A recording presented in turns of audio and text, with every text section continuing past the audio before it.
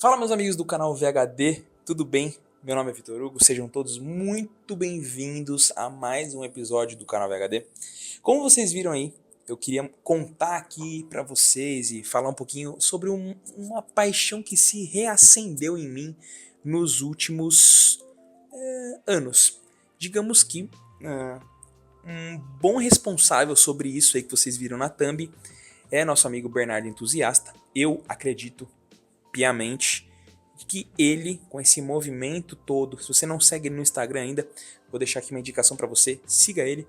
Bernardo Entusiasta é um cara que fala sobre todo esse lifestyle que envolve os relógios, bons vinhos, bons lugares para frequentar, bons hotéis, enfim, ele gosta de um lifestyle de viagem, Europa e tudo mais. E, cara, se vocês lembrarem, lá na época em que a gente fazia muitos vídeos de helicóptero, vocês vão lembrar que muitos deles eu sempre estava usando relógios, enfim, naquela época as coisas eram um pouco diferentes, eu usava algumas réplicas e tudo mais, e enfim, depois de um tempo eu parei de usar relógio, eu comecei a usar muito smartwatch, né, os próprios Apple Watch e tudo mais, porque começou a entrar muito na moda, todo mundo começou a usar a Apple Watch, e de fato usar a Apple Watch, eu tenho um Ultra hoje, é muito interessante porque ele marca tudo, marca quanto você caminhou, quanto você andou, quantas calorias você gastou, então é muito útil, você tem tudo, você tem Apple Pay, você tem um monte de coisa, então assim, facilita muito a vida.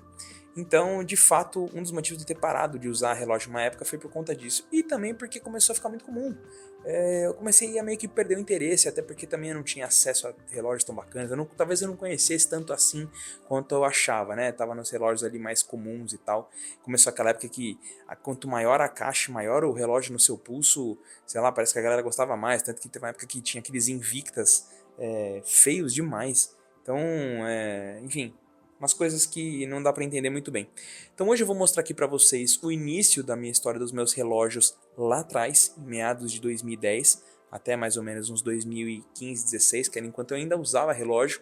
E aí depois, agora, uma das paixões, essas paixões que reacenderam em mim de mais ou menos um ano e meio pra cá, e essas novas coisas que eu comecei a usar agora, os relógios que eu tô vendo agora, e aí eu também já vou citar uma lista dos melhores relógios que eu acho, na minha opinião, de $500 mais ou menos, 400, $500 até $50.000, vou citar mais ou menos um de cada faixa de preço, com as melhores marcas, que pelo menos eu acho que são menos óbvias, né? Não fica aquela coisa tão óbvia, que dependendo de quem estiver usando, o cara vai ficar na dúvida se é uma réplica, se é original e tudo mais. Então fica aí comigo que eu vou contar pra vocês, deixa eu só pegar a caixinha de relógio que eu esqueci.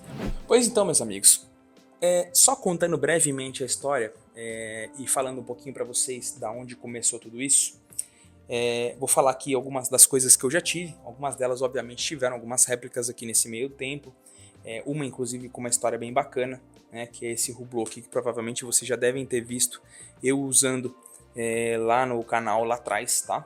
Então eu vou passar um pouquinho. Então, cara, basicamente, eu comecei usando os relógios que basicamente todo mundo usa.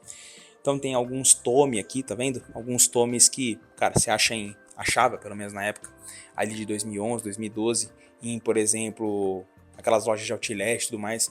Eu sempre gostei de certas cores, principalmente o azul. O azul é uma coisa que me remete a muita coisa bacana. Esse daqui eu usei bastante. São Tommys que eu usei logo que eu, enfim, comecei a gostar de relógio. Isso aqui eu comprei provavelmente também em algum outlet da vida lá nos Estados Unidos. Depois eu tive esse Michael Kors aqui. Esse Michael Kors, eu sempre gostei dele, achei a pulseira dele muito bonita e tudo mais. Ele tem o bezel aqui todo em marrom, tal, combinava bastante, principalmente às vezes que você conseguia usar. Antigamente eu gostava muito de relógio com pulseira de couro ou até mesmo de pano, gostava muito. Agora eu tô na onda eu nunca gostei de relógio com pulseira de aço, mas eu ando gostando bastante. Esse aqui também foi um diesel que eu comprei lá naquela época. Você pode ver pelo desenho do relógio, você vê que naquela época as caixas eram bem mais altas, tá vendo? Os relógios eram muito maiores e não tinha nem sentido de ser tão grande desse jeito. E hoje eu gosto de relógios mais simples, né? Aqui, ó. Aqui a gente tem mais um. Tem alguns relógios que não estão aqui, tá? Tem um Fossil também de algum lugar. Mais um Tommy. Esse Tommy eu usei pra caramba. Porque, óbvio, também eu preferia sempre usar, por mais que é uma marca mais simples, mas era o que eu podia usar na época, o que eu podia usar e o que eu podia pagar. Então, não queria ficar usando réplica no pulso toda hora, né? Eu tenho um Invicta, por incrível que pareça, eu tenho um Invicta aqui bem bonito, que não é muito parecido com os Invictas normais. Esse aqui é mais numa série tipo no estilo dos Invictas mais antigos, né? Porque a Invicta, para quem não sabe, é uma marca de relógio mais antiga do que a própria Rolex, tá?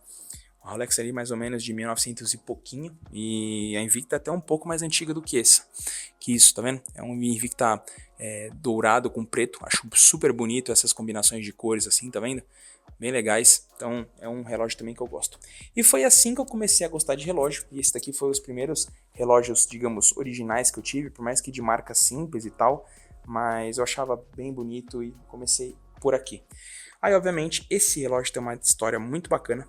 Eu ganhei de um chefe meu esse aqui. Ele comprou um Hublot. Esse daqui tem pouquíssimas unidades no mundo. É um Hublot do Ayrton Senna. Né? Ele tem a pulseira escrito Ayrton Senna, tá vendo? Não sei se dá pra vocês verem daí. Ele é todo preto, muito bonito. Acho lindo esse relógio. E ele comprou um desse original. E eu falei, pô, que relógio bonito. Pô, é do Ayrton Senna. Pô, que legal. Bababá, bati com ele. Ele falou, pô, que bom que você gostou. Realmente é muito bonito e tal, beleza, ficou por isso aí mesmo. Passou um tempo, acho que 1, 2 semanas, 3 semanas, até contei essa história no Bernardo Entusiasta, ele veio e me deu essa réplica aqui, né, tem até a parte do Instituto Ayrton Senna aqui atrás, e enfim, ele me deu pra ele falar, olha, isso aqui é uma réplica, mas eu quero que você saiba da onde você tá saindo e onde você quer chegar. Aonde você quer chegar, você já sabe, né? É num relógio desse original, que na época eu tô falando de um relógio que devia custar uns 350, 400 mil reais. Talvez naquela época. Então era um relógio caro. Hoje um relógio desse em boutique tá custando mais ou menos 100 pau. Então quem sabe, eventualmente a gente consegue um desse aqui. Outro que eu tive também, que eu ganhei, se eu não me engano, na época, não me lembro de quem, é esse Tag Monaco, que é uma versão meio Golf, né? Bonito pra caramba, é o 24, esse aqui. Ele é preto, toda a parte de trás aqui, você consegue ver tudo aqui atrás, é bem legal. Você consegue ver toda a máquina, ele é automático, bem legal. Mas esse aqui, obviamente, também não é original. E aí depois, mais vindo pra cá, comprei um Acto que eu fui roubado. Um Acto do Eric Shibata, que é um relógio que... O Eric, ele é o designer da CIMED hoje em dia. É um cara muito bacana, que eu tenho um contato e comprei, tinha um puta carinho pelo relógio, e infelizmente saindo da Alabassi, quando a gente gravou aqui o vídeo, inclusive se você não viu esse vídeo da Alabassi, vou deixar o card aí pra você, esse vídeo é bem legal, ou agora ou no fim do vídeo, depois vocês assistem, em que infelizmente isso aconteceu. Eu fui roubado, de lá pra cá, eu comprei 2 Tudor, um não tá aqui comigo, esse Tudor aqui é um Black Bay 57, se eu não me engano, bezel azul, o dial também azul, pouquíssimas complicações, né? Ele é só, realmente não tem date, não tem dia da semana, não tem dia do mês, não tem nada. Ele é simplesmente um relógio simples, automático. E para quem não sabe, a Tudor é uma sister brand da Rolex, né? Ou seja, ela é do mesmo criador da Rolex, porém ele lembra os Rolex Vintages, né? Então a Tudor, ela tem essa pegada de Rolex Vintages, né? Daqueles Submariners, aqueles GMTs antigos. O que eu gosto bastante e o que eu gosto também é que geralmente quem é entusiasta de relógio não é aquela coisa tão óbvia igual o Rolex, entendeu? Até porque Rolex muitas vezes tem muita réplica e aí, enfim, acho que um Tudor é aquela coisa que não vai chamar atenção. Quem gosta de relógio vai saber o que é esse relógio, que é uma sister brand, é basicamente um Rolex, todo o acabamento, o aço que é utilizado é tudo igual de Rolex, só que na grande maioria das vezes custa metade de um Rolex, né? É um relógio que hoje aí vai custar entre 5 e 7 mil dólares, dependendo do modelo. E a gente tem também esse que eu comprei recentemente, achei esse relógio lindo, que eu vou incluir ele na lista. Inclusive a gente já pode começar a lista agora. Esse é um relógio que ele vai custar mais ou menos uns 500 dólares. É um Seiko Presage, tá? Esse aqui com o dial azul, com alguns efeitos aqui, tá vendo? Ele tem uns efeitos, ele é automático, então aqui atrás você consegue, não sei se vocês vão conseguir ver, deixa eu abrir aqui a pulseira dele de aço. Aqui atrás você consegue ver todo o mecanismo automático. Ele tem o dia, né, o dia do mês aqui do lado. Você consegue ajustar, achei bem bonito, ele é extremamente elegante. E é um relógio que aqui no Brasil ele deve custar aí na faixa de 2.800 a 3.000 reais, tá? É tabelado. Então eu acho, cara, um baita custo-benefício. Você tá com uma puta máquina. É uma máquina japonesa, é uma máquina, sei lá, marca centenária. Então eu gosto bastante. E além disso tem outros Seikos muito legais com um preço muito acessível também. Partindo do Seiko, uma outra marca que também é acessível, a própria Casio, a própria Oriente, você tem alguns relógios muito bons, a própria Tissot, né? E a própria Swatch. A Swatch, ela faz parte do grupo da Omega, ou a Omega faz parte do grupo da Swatch, e você tem ali alguns relógios bem legais que são baratos, e enfim, eu acho bem interessante, são marcas boas, você não vai comprar nenhuma réplica, você vai comprar um negócio original com um preço muito bom. Partindo um pouquinho para cima, quando a gente já chega ali relógios entre 1.000 e 5.000 dólares, você vai achar alguns que eu gosto, alguns Omegas, né? E alguns tags, tá? Os tags Mônacos, que são esses mais quadradinhos, são relógios que você vai começar em entre 8.000 dólares e 10.000 dólares, então eles não se encaixam muito bem. Mas, por exemplo, os Aqua Racer da Tag, nosso amigo vai colocar aí na foto para vocês, alguns deles tem verde, tem azul, tem vários outros. Ele lembra um pouco um Rolex, ele lembra um pouco um Omega, mas ele tem uma identidade mais da Tag ali. Gosto também, acho bem interessante. E alguns Omegas também mais simples, tá? Eu gosto muito dos Omegas Seamaster, que são, para quem é fã do 007, assim como eu, vocês vão gostar bastante por exemplo, você usa ali, você pega os primeiros 007 lá de trás, eles usavam Rolex. Inclusive era um preferido dele lá, se eu não me engano, era um Submariner, que até tem um jeitão bem estilo do Tudor, assim, que é bem vintage. A gente está falando ali entre 50 e 60.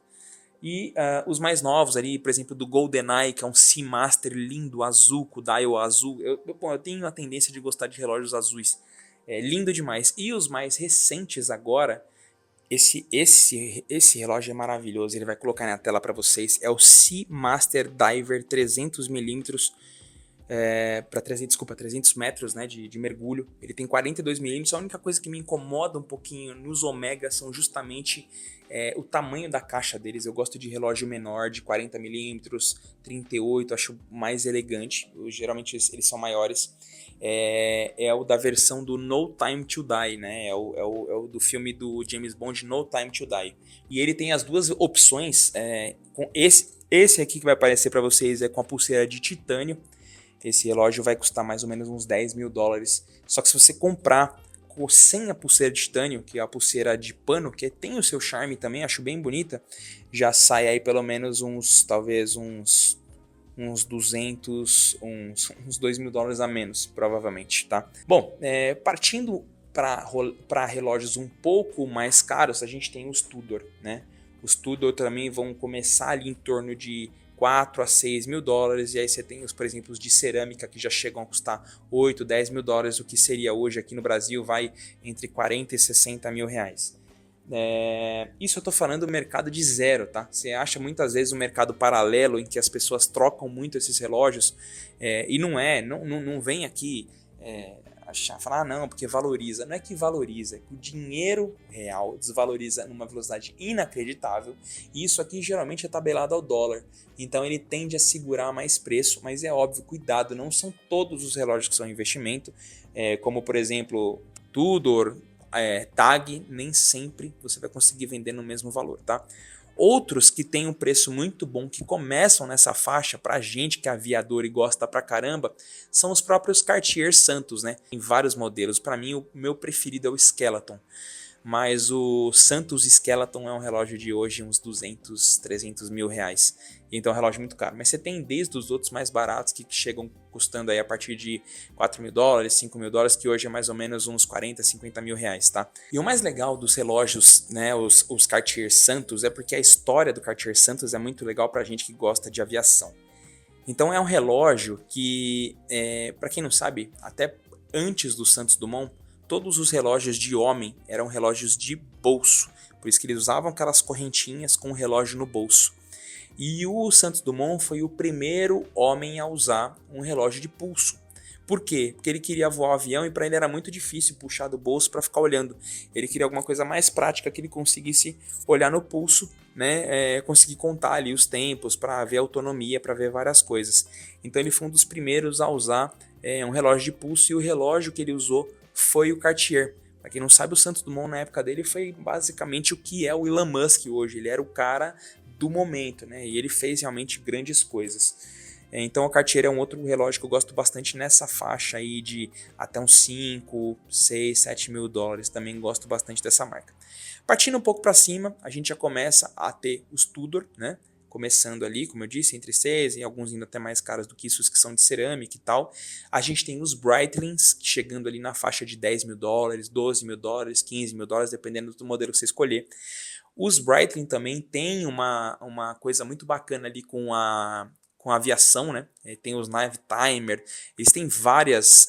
eu até estou esquecendo de falar, por exemplo, dos embaixadores dos relógios, né? A própria TAG tem o Ayrton Senna como um embaixador ali que usava os Tag Heuer na época. Os Omegas, o próprio Daniel Craig é um dos embaixadores da Omega, por exemplo. Quando você pega da Breitling, a gente tem o Haaland é o jogador, né? Que é um cara fudido, ele é embaixador da Breitling. No Tag Heuer a gente também tem o Ryan Gosling, que fez a Barbie, né? É um cara que fez vários filmes legais. Então a gente tem embaixadores muito bacanas em diversas marcas de relógio. E a Breitling tem a Haaland e eles têm várias linhas de relógio. Como eu disse, eu estou preferindo os relógios de pulseira de aço, uns mais bonitos, assim. Eles têm uns com a lente de safira, que fica lindo, cara, daquele efeito meio espelhado, meio rocheado, meio azul, é maravilhoso. Então, os Breitling, eu só acho que o Breitling ele é meio overpriced, entendeu? Ele não é uma marca que está em alta agora e ainda acho que ele custa um pouco caro demais. Eu acho que os preços dele deveriam ser mais equalizados ali com Omega, com Tag. Tem os Tags também mais caros, também de 10 mil dólares ali, como por exemplo aqueles da Fórmula 1 e tal. Mas enfim, esses daí, como eu disse, quanto mais complicações tiverem no relógio, menos ele me atrai hoje em dia. Eu gosto de relógios mais simples. Ou a não ser que seja um skeleton, né, que você consegue ver todo o mecanismo funcionando. Aí partindo daí para frente, a gente tem os próprios Rolex, aí na faixa de 20 mil dólares, 15 mil dólares, os primeiros de entrada, o Datejust, Just Date, né? Enfim, bem parecido. A gente tem os com bezel canelado, com o fundo... Puta, tem um que tem o fundo azul, que alguns estão até em algarismo romano, e tem... Puta, eu acho lindo demais. Só que é uma coisa que você precisa estudar. Eu até comprei eu comprei um livro da Rolex para entender todos os modelos, mas é complexo. Tem relógio que você olha, você tem certeza que é um modelo, você vai descobrir é outro. E aí a gente tem até os mais caros, os Daytonas ali, que aqui no Brasil vai custar em torno de 100 mil reais, 120 mil reais. Os de ouro, que custam ali 220, 240 mil reais, que são relógios que podem chegar até 50 mil dólares. Eu, sinceramente, não sou muito fã dos Daytona. Eu prefiro até mais os GMT, né? Os próprios. Tem o Sprite, tem o Hook, tem o Starbucks.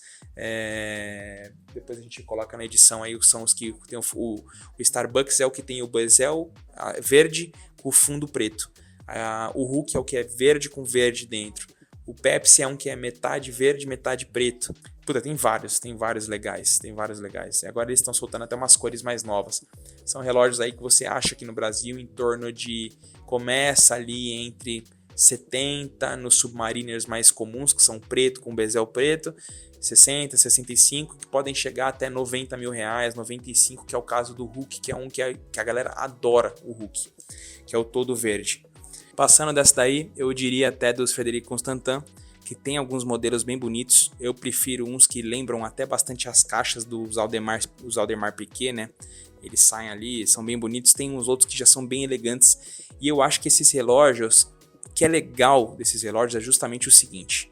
Para o público comum, se você tá com um Rolex no pulso, todo mundo sabe o que é um Rolex. Todo mundo sabe o que é um Rolex. Agora, se você tiver, por exemplo, com um Frederic Constantin no braço, quem é entusiasta sabe o que você está usando. Só que o público comum não sabe. Acha que você está usando um relógio que lembra um Audemars Piguet ou lembra alguma outra marca e ele nem dá atenção. O que se torna mais especial, porque para mim é menos óbvio. Eu não quero ser óbvio. Eu quero ser um cara que tem o gosto refinado, que as pessoas vêm e falam, pô, cara, ó, que tesão o relógio do cara. Eu não quero ser um cara que quer mostrar para todo mundo status que eu quero, olha eu aqui usando um Rolex de 100 pau. Eu não quero ser esse cara. Então muitas vezes, apesar do Rolex ter mais mercado, as pessoas comprarem mais ele no resto do mundo, eu não acho que tem... eu gosto de Rolex, vou ter um Rolex eventualmente, 1, 2, 3, quem sabe, mas não é assim o meu tesão, entendeu? Eu acho que eu olho com mais carinho, por exemplo, para outras marcas. E daqui para cima, meus amigos, o céu é o limite.